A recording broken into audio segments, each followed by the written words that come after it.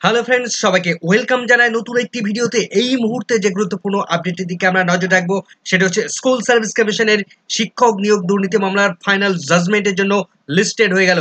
Final judgement হতে চলেছে আগামী সোমবার অর্থাৎ 22শে এপ্রিল 2024 তারিখে।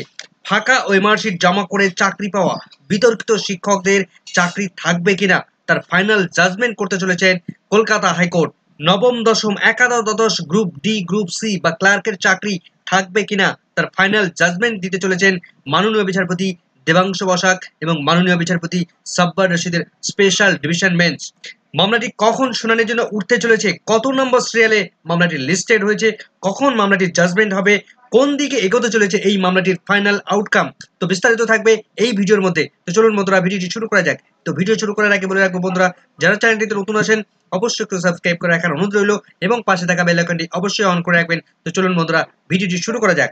সুপ্রিম কোর্ট থেকে ফিরে আসা নবম দশম একাদশ দ্বাদশ গ্রুপ সি গ্রুপ ডির এই মামলাটি কলকাতা হাইকোর্টের স্পেশাল ডিভিশন বেঞ্চে লাগাতার শুনানি করেছেন মাননীয় বিচারপতি দেবাংশু বসাক এবং মাননীয় বিচারপতি সাব্বার রশিদের স্পেশাল ডিভিশন বেঞ্চ। তো শুনানি চলাকালীন মাননীয় বিচারপতি দ্বয় তারা গুরুত্বপূর্ণ মন্তব্য করেছিলেন যে এই প্যানেল থেকে, এই নিয়োগ প্রক্রিয়া থেকে ভালো কিছু আশা করা খুবই কঠিন ব্যাপার। সেই সঙ্গে প্রচুর ক্যান্ডিডেটরা ফাঁকা ওএমআর শিট জমা করে চাকরি পেয়েছেন।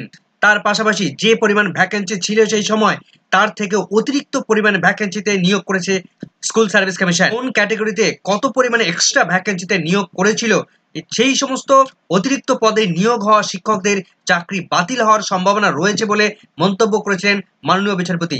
তিনি বলেছিলেন যে এই অতিরিক্ত পদে নিয়োগ হওয়া শিক্ষকদের চাকরি থাকা উচিত নয়। তো আমরা এক ঝলকে দেখে নেব কত পরিমাণ শিক্ষকদের অতিরিক্ত পদে নিয়োগ করেছিল স্কুল সার্ভিস কমিশন। তারপর ফিরে আসি কখন জাজমেন্টটা প্রকাশ করবেন মাননীয় বিচারপতি দ্বয়। তো মাননীয় বিচারপতি দ্বয়ের কথা মতো যদি অতিরিক্ত পদে নিয়োগ হওয়া শিক্ষকদের চাকরি বাতিল হয় তাহলে কত পরিমাণে শিক্ষকদের বাতিল হবে সেটা আমরা দেখে নেব। তো আমরা যেটা দেখতে পাচ্ছি, নবম দশমে টোটাল শূন্যপদ ছিল 11,425টি। স্কুল সার্ভিস কমিশন সেখানে নিয়োগ করেছিল 12,964টি শূন্যপদ। অতিরিক্ত 1539টি পদে তারা নিয়োগ করেছিল। অর্থাৎ এই 1539টি শূন্যপদ বা অতিরিক্ত যে পদ শিক্ষকদের নিয়োগ করা হয়েছিল তাদের কিন্তু চাকরি বাতিল হওয়ার সম্ভাবনা রয়েছে। অন্যদিকে একাদশ দ্বাদশে 11-12 লেভেলের ক্ষেত্রে 5,557 জন এই পরিমাণ ভ্যাকেন্সি ছিল। স্কুল সার্ভিস কমিশন তারা রিক্রুটমেন্ট করেছিল 5,756 জনকে। সেখানে 199 জন ক্যান্ডিডেটকে অতিরিক্ত নিয়োগ করেছিল। এই 199 জন ক্যান্ডিডেটকে চাকরি কিন্তু বাতিল হওয়ার সম্ভাবনা রয়েছে। অন্যদিকে গ্রুপ ডি পর্যায়ে রয়েছে 3,881টি শূন্যপদ ছিল। সেখানে স্কুল সার্ভিস কমিশন তারা নিয়োগ করেছে 4,550টি শূন্যপদে। তো সেখানে টোটাল দেখা যাচ্ছে 669টি ভ্যাকেন্সিতে অতিরিক্তভাবে নিয়োগ করেছিল স্কুল সার্ভিস কমিশন। এই 669 জন শিক্ষকের চাকরি বাতিল হওয়ার সম্মুখীন হয়েছে এই মুহূর্তে। গ্রুপ সি অর্থাৎ ক্লার্কে শিক্ষক নিয়োগের যে ভ্যাকেন্সি ছিল বা অশিক্ষক কর্মী নিয়োগের যে ভ্যাকেন্সি ছিল 2,067টি ভ্যাকেন্সি ছিল। সেখানে স্কুল সার্ভিস কমিশন নিয়োগ করেছে 2,483 জন ক্যান্ডিডেটকে নিয়োগ করেছে, 416 জনকে অতিরিক্তভাবে নিয়োগ করেছে। এই 416 জনের চাকরি কিন্তু বাতিল হওয়ার সম্ভাবনা রয়েছে। তো টোটাল আমরা দেখতে পাচ্ছি শূন্যপদ ছিল 22,930টি শূন্যপদ। সেখানে total school service commission recruitment প্রক্রিয়া কন্ডাক্ট করেছে 25,753টি ভ্যাকেন্সিতে। সেখানে টোটাল আমরা দেখতে পাচ্ছি 2823 জন অতিরিক্তভাবে নিয়োগ করেছে স্কুল সার্ভিস কমিশন। এই 2823 জনের চাকরি কিন্তু বাতিলের সম্ভাবনা রয়েছে। এখন দেখা যাক মাননীয় বিচারপতি দ্বয় তারা কি নির্দেশ দেন, এদের চাকরি বাতিল হবে নাকি চাকরিতে সবহলে রেখে দেবে, সেদিকে আমাদের নজর থাকবে।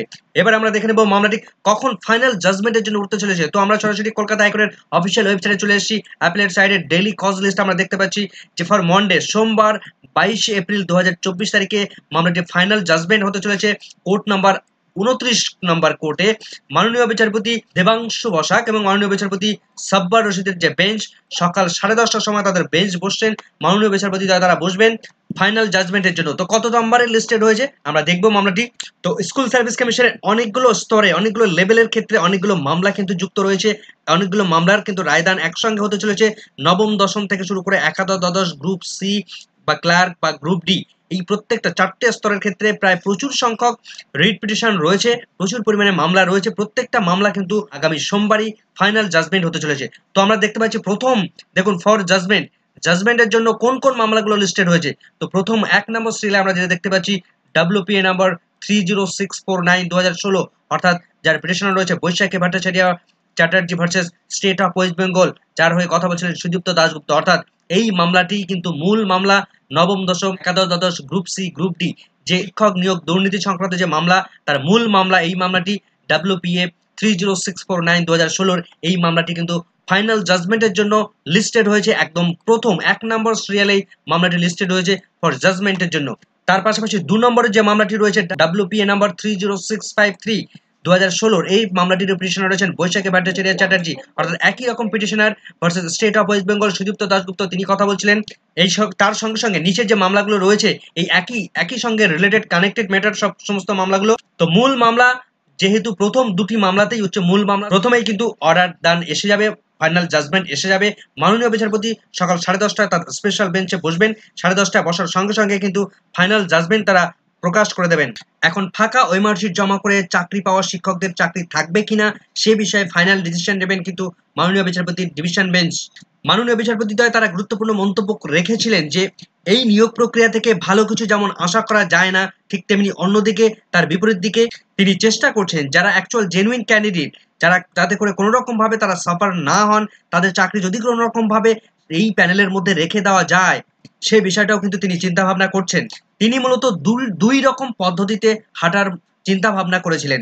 প্রথমত যে প্যানেলগুলোর সেখানে নিয়োগ প্রক্রিয়া কন্ডাক্ট করেছে স্কুল সার্ভিস কমিশন, সেই প্যানেলের মধ্যে যারা দুর্নীতি করে চাকরি পেয়েছে, ফাঁকা ওএমআর শিট জমা করে চাকরি পেয়েছে, কোনো রকম আর্থিক লেনদেন রয়েছে যাদের মধ্যে, সম্পূর্ণভাবে কোনো রকম দুর্নীতি রয়েছে, তাদেরকে বেছে বেছে সম্পূর্ণভাবে বাদ দিয়ে বাকিরা ফ্রেশ ভাবে যারা চাকরি পেয়েছে তাদের চাকরি সবহলে রেখে দেওয়ার একটা প্ল্যান রয়েছে এবং তার পরবর্তীতে ওয়েটিং লিস্ট যারা থাকবে তারা চাকরি পাবে, এটা একটা পদ্ধতি। এবং সেকেন্ড একটা পদ্ধতি যেটা রয়েছে, তিনি টোটাল এই নিয়োগ প্রক্রিয়ায় 23 লক্ষ চাকরি প্রার্থী তারা যে চাকরি পরীক্ষায় দিয়েছিলেন তাদের যে ওএমআর শিট, সেই ওএমআর শিট পুনর্মূল্যায়ন করে নতুনভাবে এই নিয়োগ প্রক্রিয়া কন্ডাক্ট করার চিন্তা ভাবনাও তিনি রেখেছিলেন।